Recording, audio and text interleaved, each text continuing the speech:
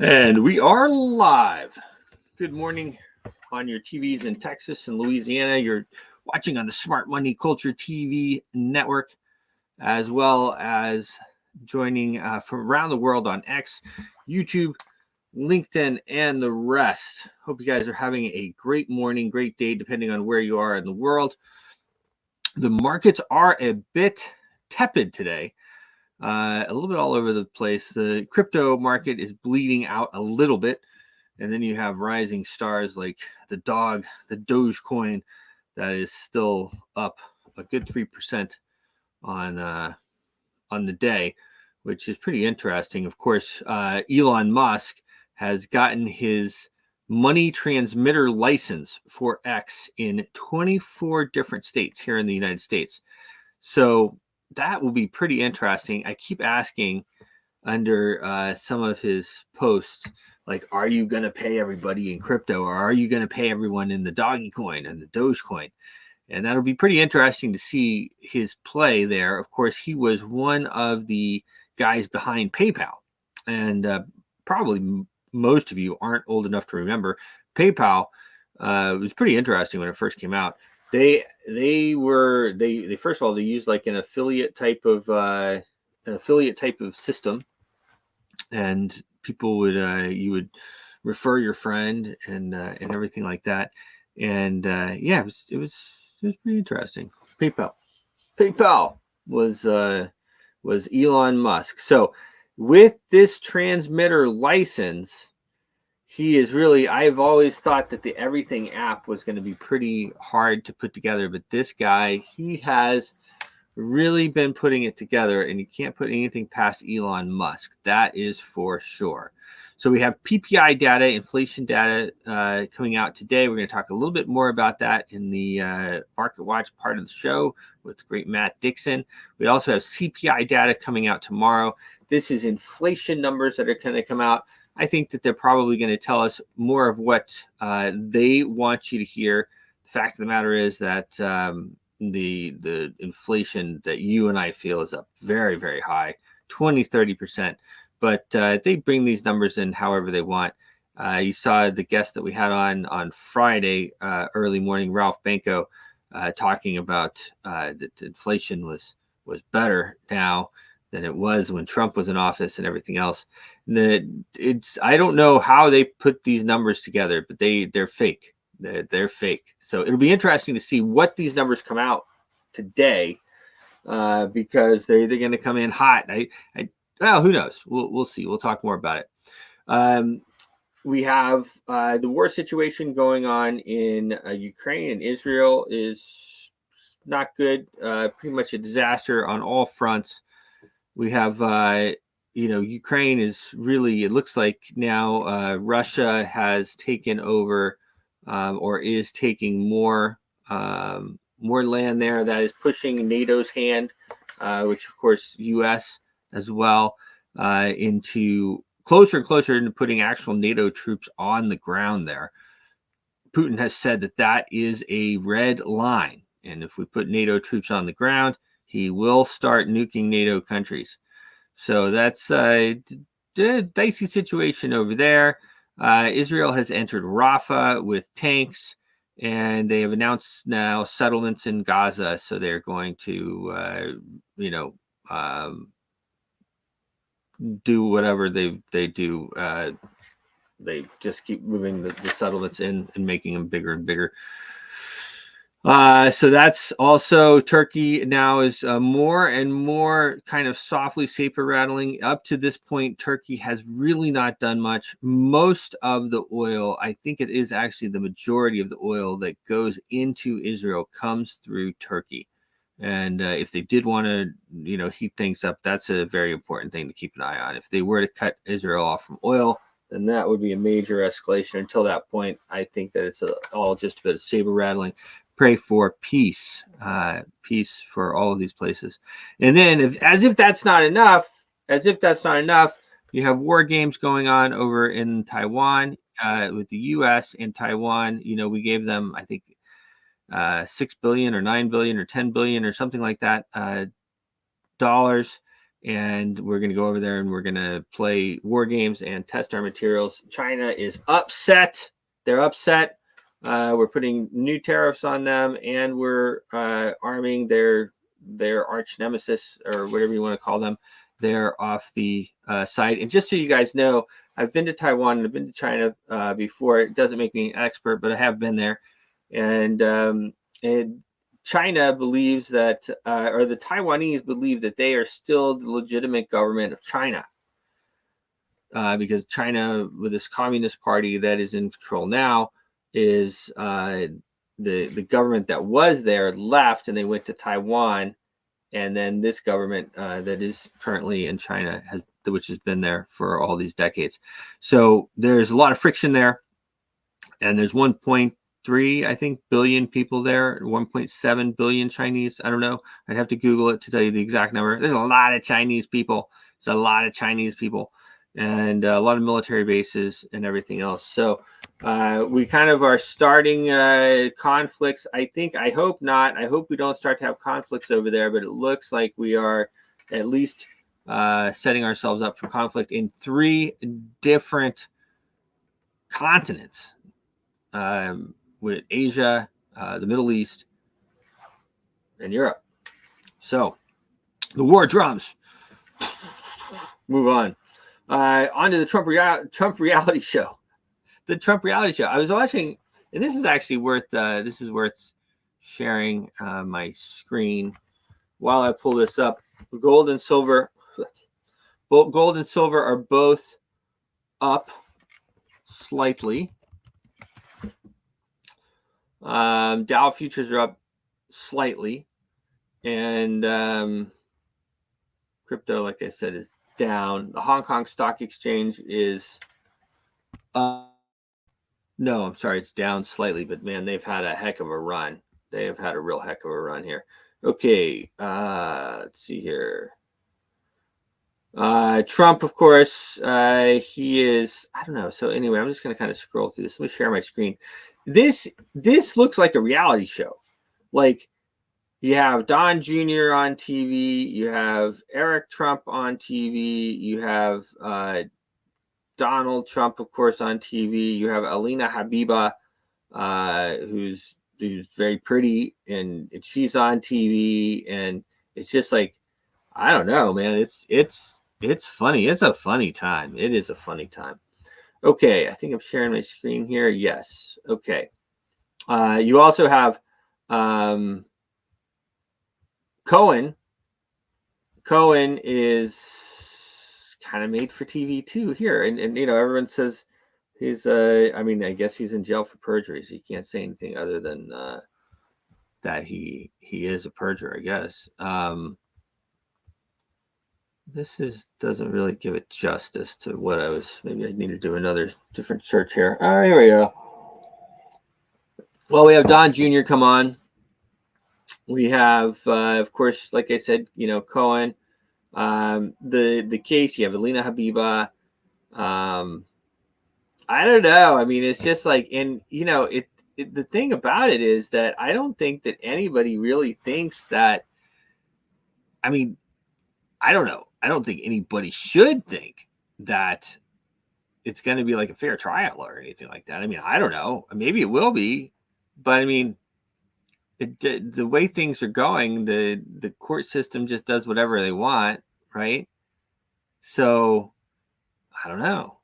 The thought that he's going to win the trial, I think, is pretty far fetched. I mean, he might. It's like reality TV. I mean, I hate to say that because for everybody involved, that's not good. Yeah, Elon Musk for vice president. Someone pushed under our post here. I agree. I think Elon Musk actually, he could run for president, but I think he's just decided that he is going to take Mars.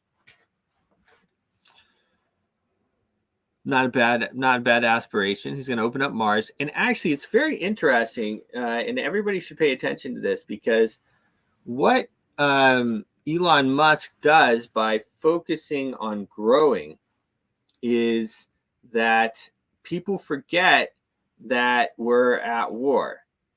they forget. They start thinking and they start dreaming. Okay, they start dreaming about the future, and that's like a really good lesson just in general, with life and with world politics and everything else. Because if people are dreaming, if they're being successful, if there are ways to move forward, if there's ways to succeed, if they see that they can have a future that is better for their kids,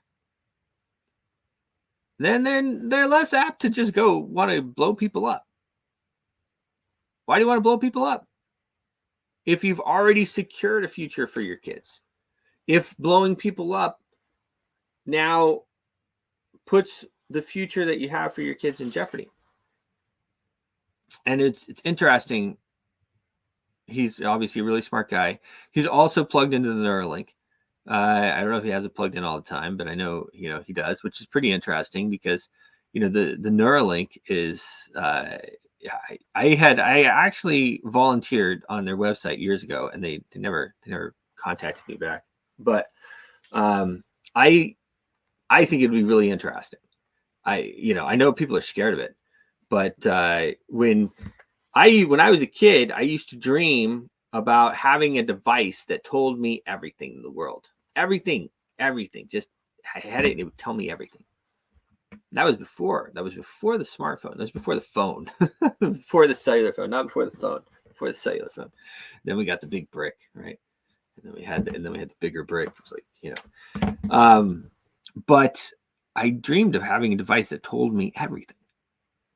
And now we have that device right here. It tells us everything. And of course, the next step is now to not have to carry this around with us and to just be able to know everything or ask it everything, to communicate with each other telepathically. If you have a Neuralink and I have a Neuralink, then of course we can communicate with each other without talking. Anyway, it's not far from happening for people. We see the trials that are going on. They're just making amazing. They're making amazing life changes for people that have had severe, problems that have broken their backs and they're paralyzed and they can't move their hands or they can't talk or they can't, these types of things. Unbelievable what it has been able to do. And that's going to continue. I mean, we're at the very beginning of this stuff. Our kids, our young kids, I mean, by the time that they're 20, by the time that they're 30, people are really going to be plugged into this stuff, whether you know it or not. And Elon, a year or so ago, he said he would do a press conference with the Neuralink in, and then he never said anything more about it. But I often wonder if he has it in. I also wonder, he responds to so many things on X. He responds to like hundreds of millions of people, right? I mean, it's really, I've never seen anything like it. I don't think the world has before, where we have a CEO who responds to hundreds of millions of people. If you tweet Elon, he actually has a chance of seeing it. It's crazy. I mean, it's very impressive. And so I wonder if he responds using the Neuralink. I'm very curious. I think that there's some type of something there. A lot of responses, especially when he goes on his things, or even just disseminating the data. But quite interesting. An amazing thing that he's done too, as well, with the free speech. The shadow bans and everything like that are very much lower. I know people still complain about it. Play within the rules. I mean, you see me on X. I go on X. I do talk about the stuff that is important to everybody, but I also put in some fun stuff there, some stuff that everybody can just look at and feel good and talk about, and then respond to people. That's the other thing. Respond to people. Respond. Talk to people, which is actually very good life lessons, because responding to people, it takes energy and it takes thought and it takes time and it takes respect for the other people you're responding to them. And so often in this society, we don't respond to people because we're so used to not having to respond. Someone sends you a text message, you don't have to respond. They send you a message on Telegram, and you might just lose that anyway, right? It's hard to follow.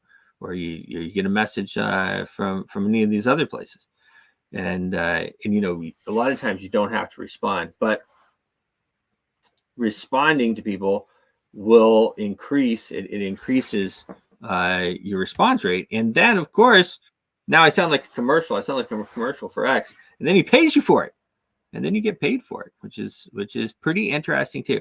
I actually, it's unbelievable what he's done. It's unbelievable what he's done. And actually, in doing that, in like providing payments, and then like I said, the shadow ban. So you're not really shadow banned if you're kind of a nice guy and you're playing in the rules. Now, if you're gonna say all kinds of offensive stuff, then you'll kind of get some type of a shadow ban. And then they'll pay you if you're a good guy and not getting shadow banned. And by doing it that way, he didn't say you have to do it, you can't do this, this is fake news or whatever. But he kind of trained everybody. He trained everybody to be nicer to each other.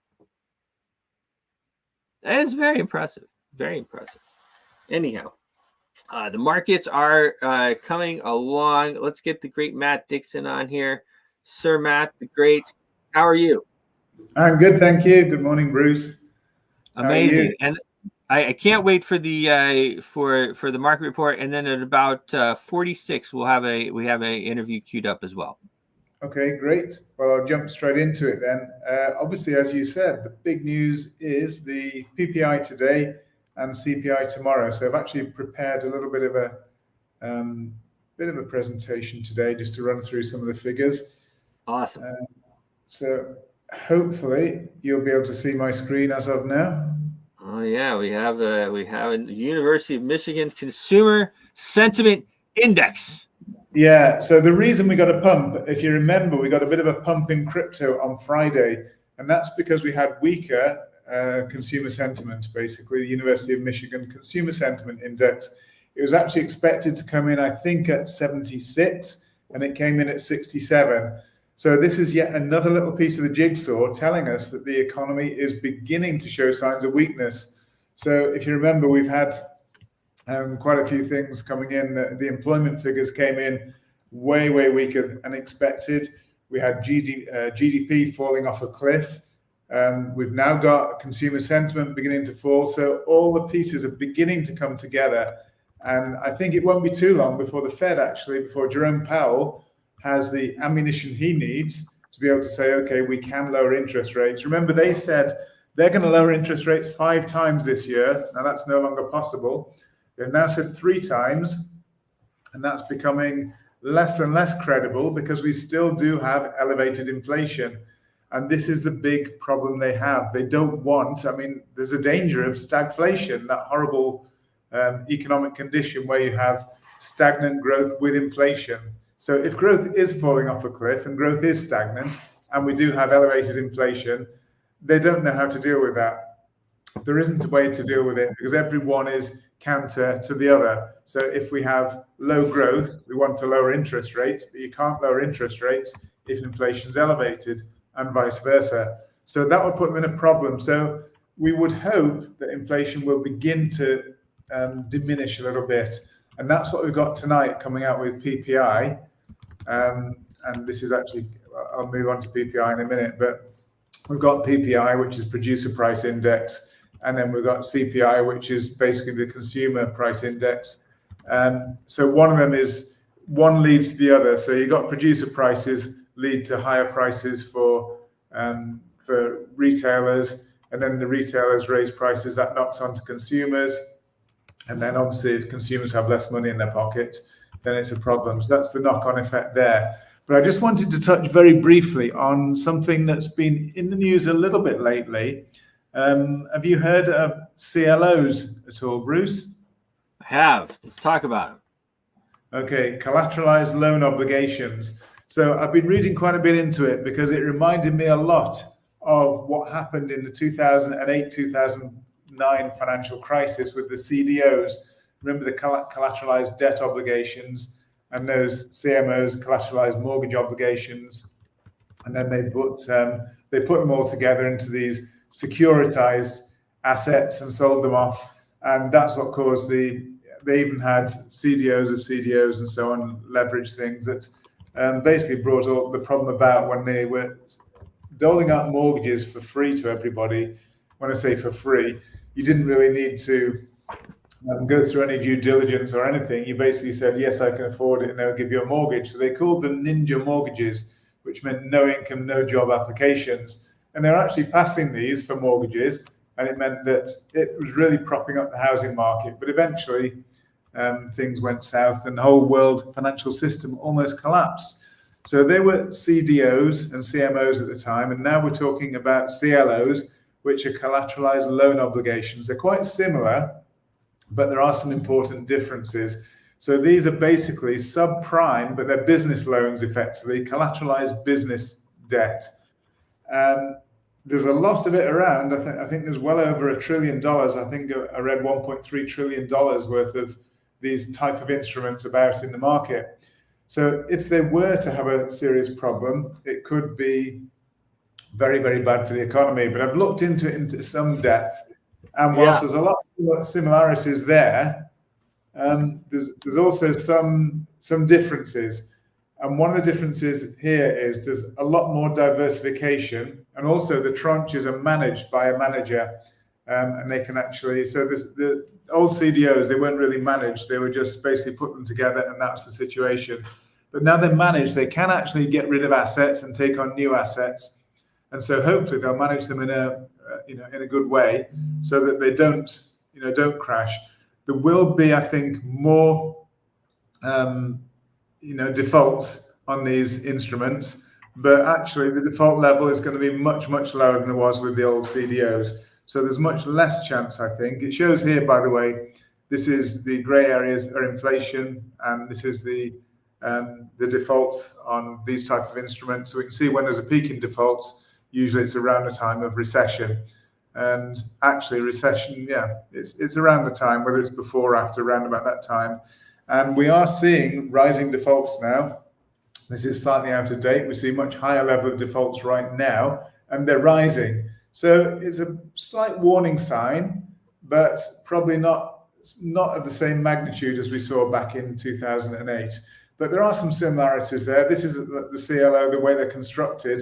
And as I say, they're securitized, they're collateralized, a whole group of these debts that are grouped together in this collateralized instrument. And you can see they have different tranches. And you may remember the old film, The Big Short. They had that Jenga tower, and they're just showing the different levels of these CDOs. And it's very, very similar to the tranches they have now. They had different tranches then, and they have different tranches here. And you can see the AAA tranche is the highest level. These are the ones least likely to default. And these attract the lowest level of interest. So people who are invested in these receive the lowest level because they got the lowest risk. So if this thing were to default, the actual people who get hit first are the equity holders. These are the people who actually own the instrument outright. But these have priority, all the tranches here have priority over the equity holders. So the equity holders, all these other people have to be paid out before the equity people get their payout. But usually the equity payout is much bigger than the rest of these, assuming you don't get a load of defaults. So what they're doing is they're buying company debts and putting them into these instruments. And they're relatively high risk because they are subprime, but even so, they're managed and they're obviously selected to go into these instruments. So there should be less risk. And the other thing is the big banks, the major banks, have much lower exposure to these CLO instruments than they used to have to the CDOs back in the day. So even if they were to go completely wrong, it probably wouldn't cause a financial crash. So I very much doubt these will be the reason for the next financial crash.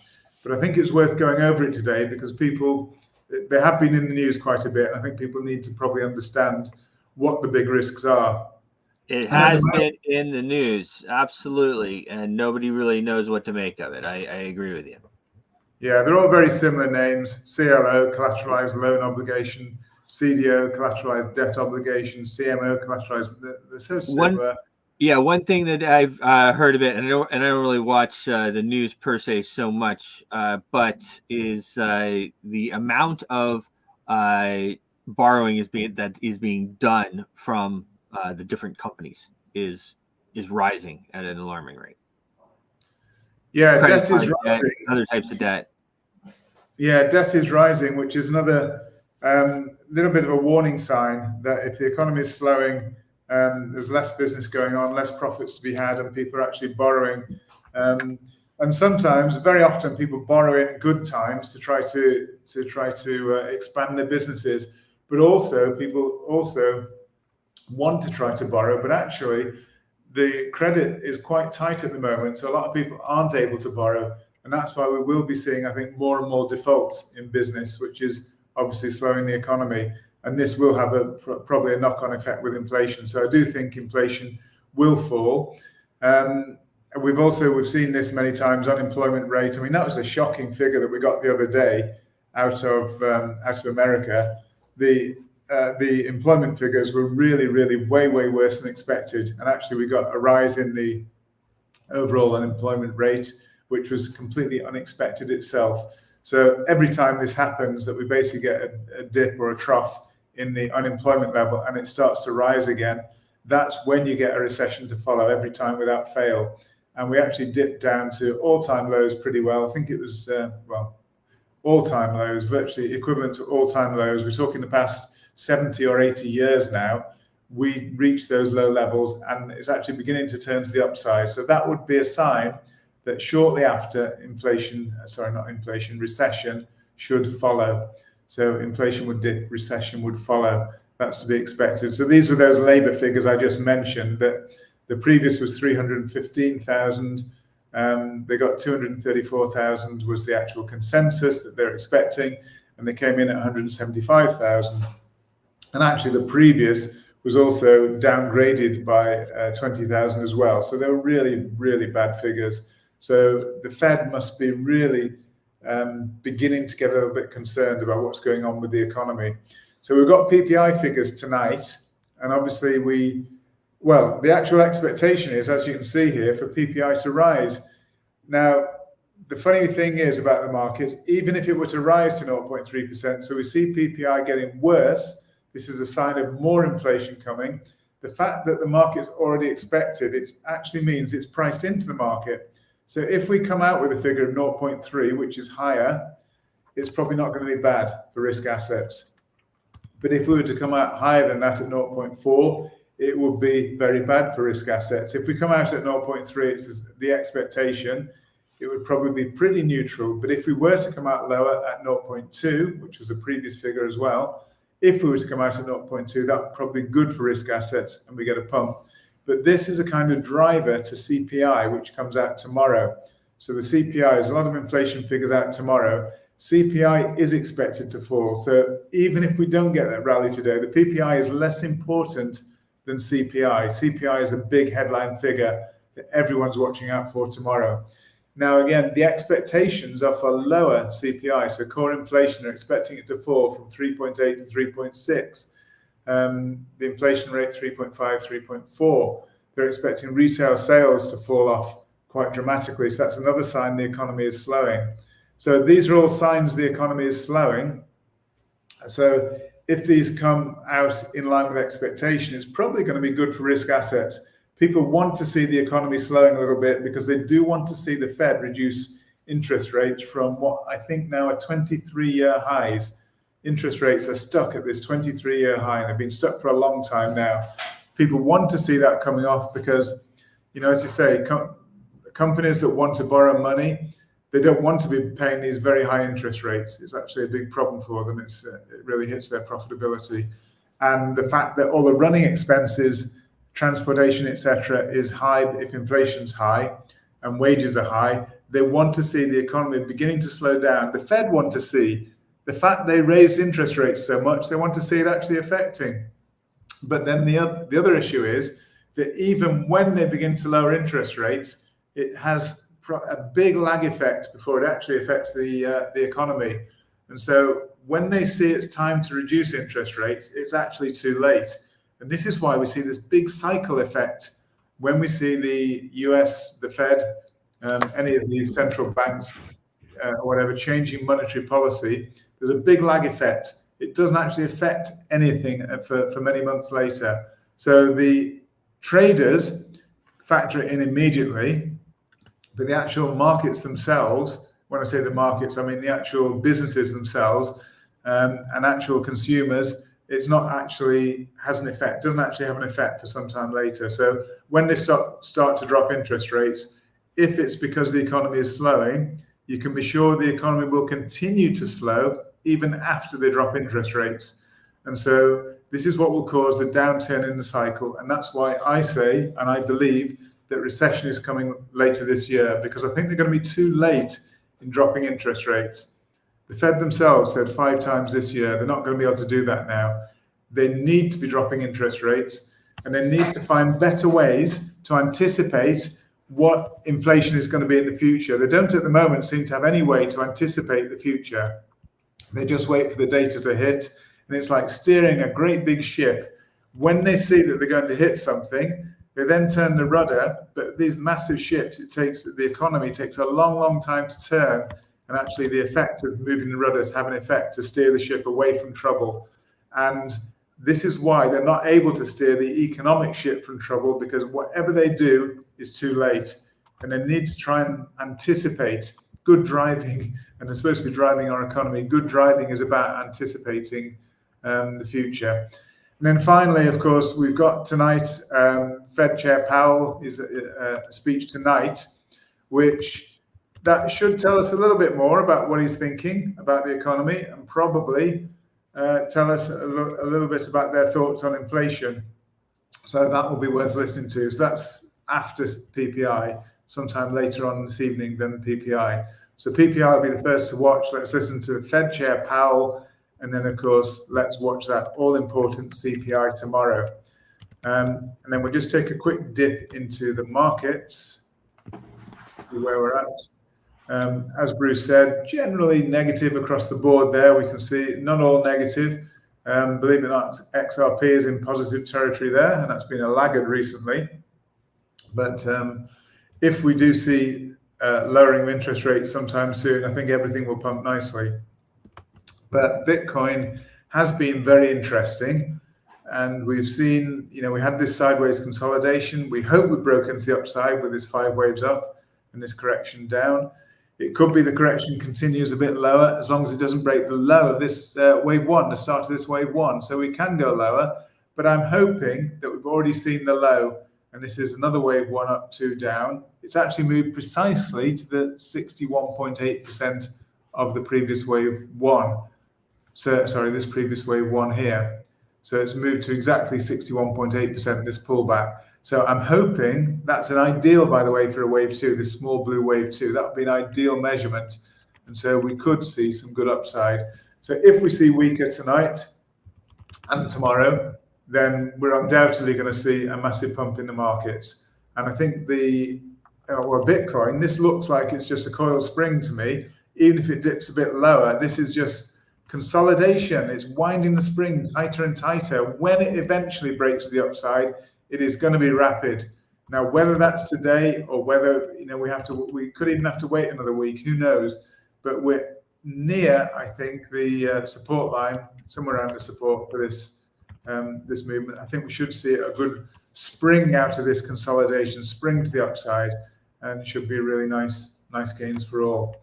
Just checking on the time, we're almost there, so I'll run through very quickly. Gold is looking reasonably good. Again, we have that perfect ABC consolidation down. We bounced pretty well off the, let me just see, look on the daily here. I'll move it to the daily just so as we can see. Okay, we haven't even reached the 50 moving average, so it's still in real bull territory. We've got 50, 100, and we've got the 200 moving average further down, 200 day. So we're nowhere near any of those. So we could have, this could be a larger A wave down, this could be B, we could get C down, that's entirely possible. So gold is still apparently in consolidation, and we will, I believe, from this break to new all-time highs reasonably soon, but we may have to move this arrow to the side a bit more, and it may be delayed a bit more. But at some point, I have no doubt whatsoever we're going to move to new all-time highs, in my opinion. New all-time highs for gold coming soon. And I think the same for crypto and Bitcoin in particular. And I can see I've got about 4 minutes left. So here's dollar index. Again, dollar index could easily continue a bit lower. We seem to have had an ABC down. It could be, this is a B wave here and a further bit of a move down. That would be aligned nicely if we get weaker CPI. And when I say weaker, if it comes out anything better than 0.3, then it's looking good for us. It should give us some positive impact on the markets. Doge, I think Bruce is looking at a slightly different starting time for his, because I've got Doge down here for the day, but we all start at different times depending on where we are in the world. But Doge is actually looking reasonably positive because we had a solid move up here, appears to be a corrective move down. So I tend to be bullish on Doge as well. And we can see the major impulsive direction is definitely to the upside on Doge. So I think, we should see at least some more reasonable upside on Doge. I mean, we're now 14 cents, 14.8 cents. I could easily see us going up to 18 cents, comfortably within the near future.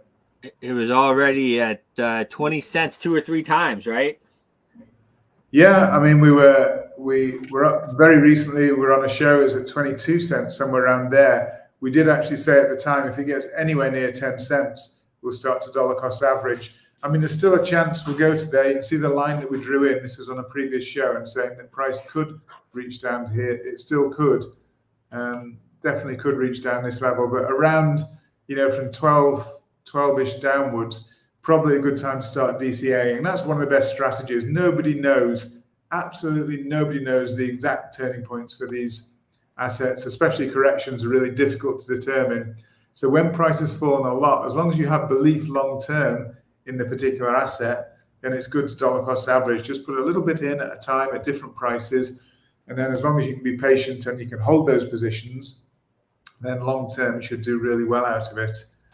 And just wanted to have a little look at Litecoin as well. Again, still expecting more upside for Litecoin. So let's just see. I'm hopeful that we'll see lower PPI and CPI. That's my main hope for the day. So I think we'll give it a wrap there for today. We've gone through enough of the tokens and coins. As you say, they're pretty much range bound right now. And this is just treading water ahead of these important data points, the PPI and CPI. Nobody wants to take a position and be caught out if they get it wrong. And we should take a leaf out of the professional traders' books. If they don't want to trade, why should we? We need to wait and see sometimes. And yes, you miss some of the boat, but if you take a position, it actually needs to be recognized. It's just a gamble. You're gambling on whether we're going to get lower or higher CPI. And trading is not about gambling. Trading is about risk reward, managing risk reward effectively. And I don't recommend people gamble ahead of big news events because you can get burnt very badly. Obviously, you can make some amazing profits, but you can also get burnt. But it's just gambling. You might as well go to the bookies and place a bet on the roulette or the horses or whatever. In my opinion, it's really absolutely correct. It's just gambling at that point, and So I mean, there are traders who make consistent profits, but people think it's a gamble. Those who make profits consistently for their livelihood, it's not gambling. They actually manage the probabilities, manage the odds in their favor, and that's what the pros do. Awesome. Good. Very good. Well, another a great report, and it's always interesting and fun to go through this stuff. And hopefully, I know that a lot of people are listening and watching. If you guys do want to trade with Matt, go to learnhowtotrade.club, and you can use TradeSmart10 to get a discount there. Amazing. Good, lovely. Well, there's loads of other assets we can look at on other days. I'd like to do some more on TON, which has been an amazing token. But let's see how CPI and PPI affect it. So thanks for today, Bruce. Thanks everybody for listening. It's been a pleasure once again, and look forward to tomorrow, and look forward to listening to the slot you got in now, Bruce. Amazing. Well, thank you so much, Matt. All right, so we have here, guys. I ran into. Let me just load it up here. Actually, I have it loaded. I just need to get it on. So here we go. I ran into Daria Bestrova and Julian Roman while at Paris Blockchain Week. And this isn't the first time we've run into the Tangem team. They're with Tangem, and they're doing some amazing stuff. Julian Roman is actually a French influencer. And, he's so typical French, he talks so great. And Daria, we met in Lisbon at NFC, a conference or something like that. So anyway, let's listen in and see what they have to say and what they're doing with Tangem. And we are back here at the Paris Blockchain Week. What a wonderful event. And running into a lot of people that we've seen over the years. One of them here is Daria. We met in Lisbon, I believe, right? She's still with Tangem. Tangem is doing some exciting things. It's Daria Bestrova and Julian Roman. Julian is a big influencer here in France. He's this guy speaking French. Well, not if you want anybody to understand you. No, I'm just kidding. No, I think it'd be great. But so we have you guys on here. I know Tangem, you guys are doing a lot of new and exciting things. So tell us a little bit about what's going on and what brought you here to Paris Blockchain Week. Yeah, for sure. I will be glad to introduce you some new developments that we recently had. Actually, like many people here around, they ask us about something that we are planning. We already announced it a little bit in the media, and everyone is looking for crypto rings that we are going to launch quite soon. Okay. So basically, like as a quick introduction, last session together we introduced a little bit our product. Tangem is a hardware wallet, card-shaped hardware wallet, which can work without seed phrase. It's very easy to use. You can activate it in just a few minutes by tapping your card against your phone. And the next milestone in overall for us will be to launch a crypto ring. It looks like this. Yeah, that is cool. So quite soon you will be able to store your crypto just on your finger in your ring, and always have access to your cryptocurrency just with the tap of your hand to your phone. Well, that is pretty interesting, and I want to circle back to that and ask you a little bit more questions about that. Julian, let's talk to you for a minute. How long have you been involved, and what is your favorite thing about Tangem? In fact, I did discover Tangem a few months ago, and reached out to Daria about it to ask her a couple of questions, maybe too many questions.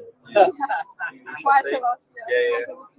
So I wanted to search for a solution, like an easier solution than Ledger. Okay. Ledger is like for intermediate or maybe people like who are used to protecting their crypto, and Tangem is like super easy to use. So I did reach out Daria and ask her like many questions about it. And it's so easy, just with your phone and a card, you can like do a transaction, secure your crypto. Yeah. So I did discover a few months ago. Love it, and I think maybe now the French market knows more about Tangem than before. Right. And more and more people are looking for like solution, like easier solution than Ledger, which is like the French unicorn, which are on the main market. But Tangem is a really great solution to secure like easily your crypto. Really cool. So this is a self-custody wallet, is that right? Yeah, absolutely. Yes, if you talk about like the process overall, self-custody, why exactly we call this self-custody? We talk a lot about custodial, non-custodial solutions. We compare them between themselves. So like the main point with Tangem is that you are the only owner of your private key, and that's why we are actually self-custodial, like truly self-custodial wallet. Because once you activate the wallet, the private key is being generated in the chip of the card, thanks to some physical sensors, and it's being encrypted and stored securely inside, never leaving the card.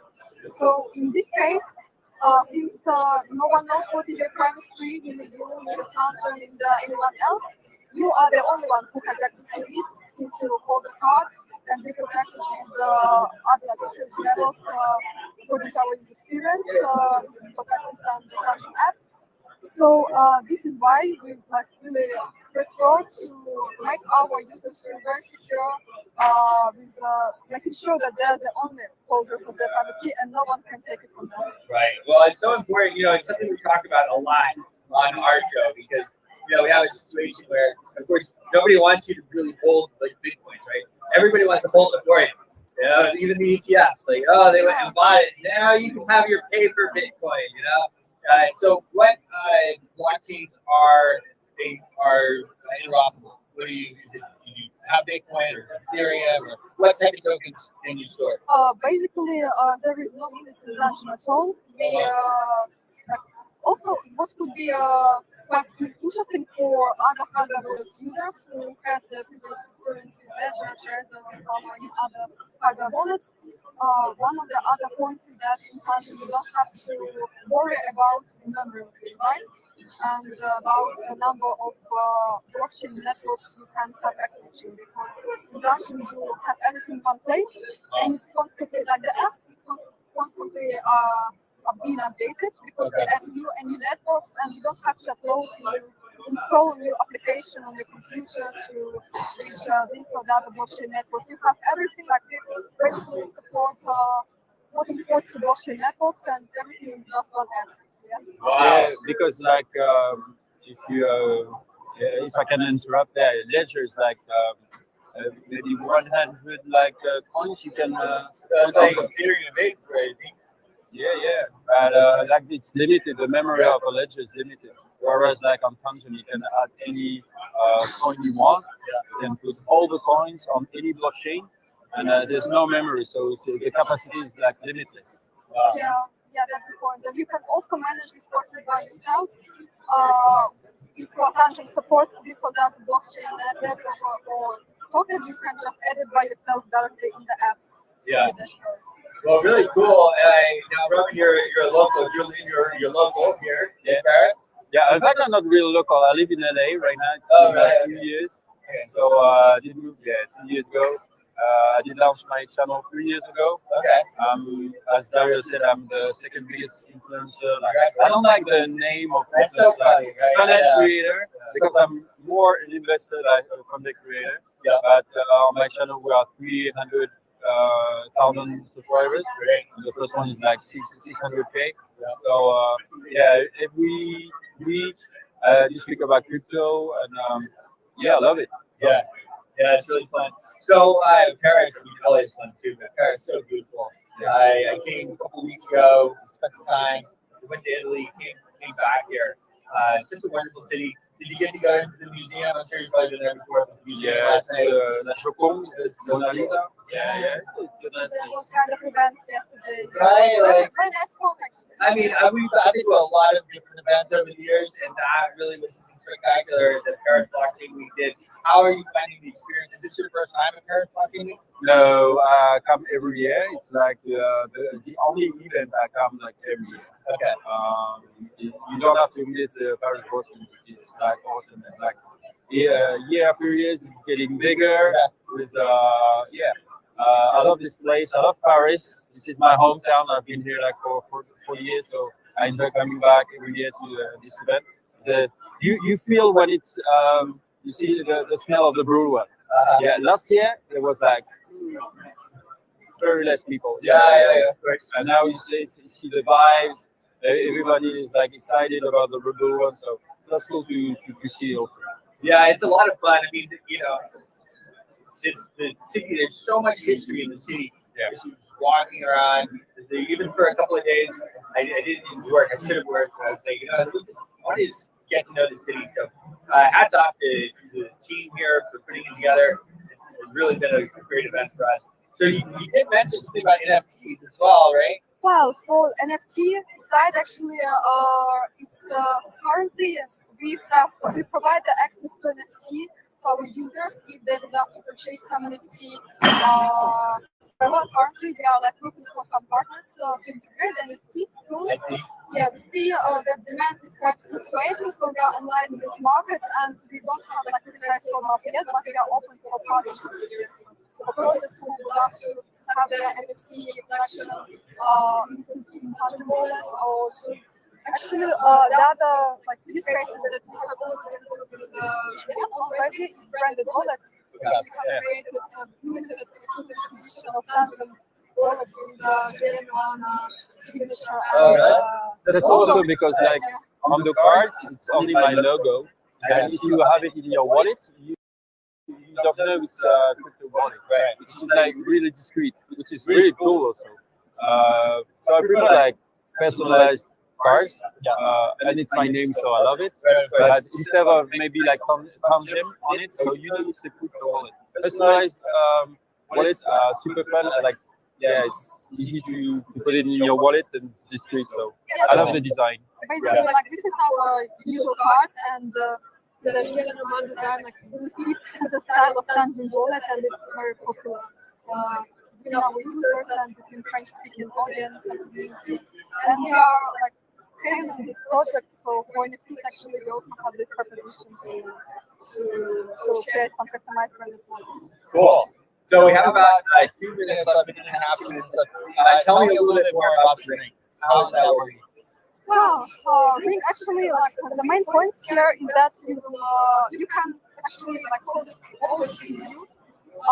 It's stylish. It's bridges the gap between Web 2 and Web 3. I would say so. It's a really huge step towards making crypto more accessible to everyone, because sometimes people, when they enter the crypto space, they find it complicated, not only with the user experience, but also they need some triggers. They want something to have like human device, something that you can always have with you.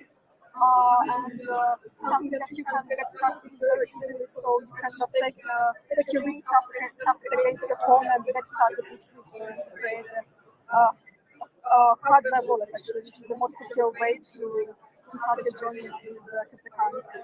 Very good. So you've been practicing in Excel too. You really got it down. So we are coming up here to the end of the segment. So it's tangem.com, is that right? Yeah, tangem.com. So you can visit our website and view overall like all the product features and follow our social networks. And we are going to launch Tangem Rings approximately by the end of this year. So stay tuned, and we are going to announce the date very soon. Tangem Rings are coming. Some final thoughts?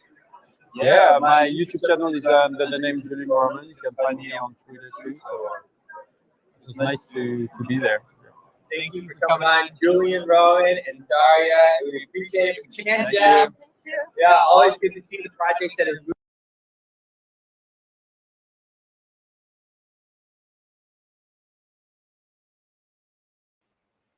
Okay, so I wanted to pretty cool what they're doing. I wanted to talk a little bit before the end of the show about what is going on in New York, it used to be New York City, in Austin. What's going on in Austin? The end of this month, May 29 through 31, we have Consensus. This is a big show. This was in New York. It's been going on for about 10 years now. We used to go, it was all suits there years ago. Now it's a little bit different. They have, it's in Austin. Austin, though, is absolutely exploding. And we have a referral code here. You can get 15% off. I just put that up there. Referral code Bruce. But you can get your tickets now. They are going to raise the rate here soon. So if you go here to registration, you can see right now there's a considerable discount on these tickets. And then as well, you get 15% on more on that. So I recommend that if you guys are going to come, to secure your tickets quickly. We are as well doing our Washington Elite Gala, and that's going to be on the 30th. This is one of our most successful events that we do, and this is going to be an absolutely fun and great time. Venue is absolutely amazing. The people are amazing that come there, and you can register for that at luma.lu.ma/Washington Elite Gala. It's going to be a really fun time, and that is on the 30th there. So Consensus is going to be a very important event for crypto in the US, which means it's going to be a very important event for crypto in general, because the US really controls so much of the market. Just put this right back up here on Consensus for you. So Consensus, you can just Google it. It's consensus2024.coindesk.com. You can use the referral code Bruce to get yourself a 15% discount there, and they can have everybody there. They have the Federal Reserve is there, the U.S. Treasury is there, the SEC is there. You have the U.S. House as well represented there, and then all of the different funds. I can tell you for our gala, we have over 30 different funds, liquidity providers, exchanges, and notable people that are coming. So if you do come, make sure and register there. lu.ma Consensus 2024. It's a very, very important event. Look forward to seeing you guys. Another great show that we have here. Thanks, Matt, for coming on and doing the markets. And we will see you guys very soon. We'll be back on your TV in a few hours and back streaming tomorrow, same time. Your voice is powerful. When combined with social engagement, it's a force for change. Decentralized media paired with free speech is the catalyst for an empowered world and a unified, invaluable ecosystem. Join Global Boost, become a champion of free speech, and help to reshape the future of media.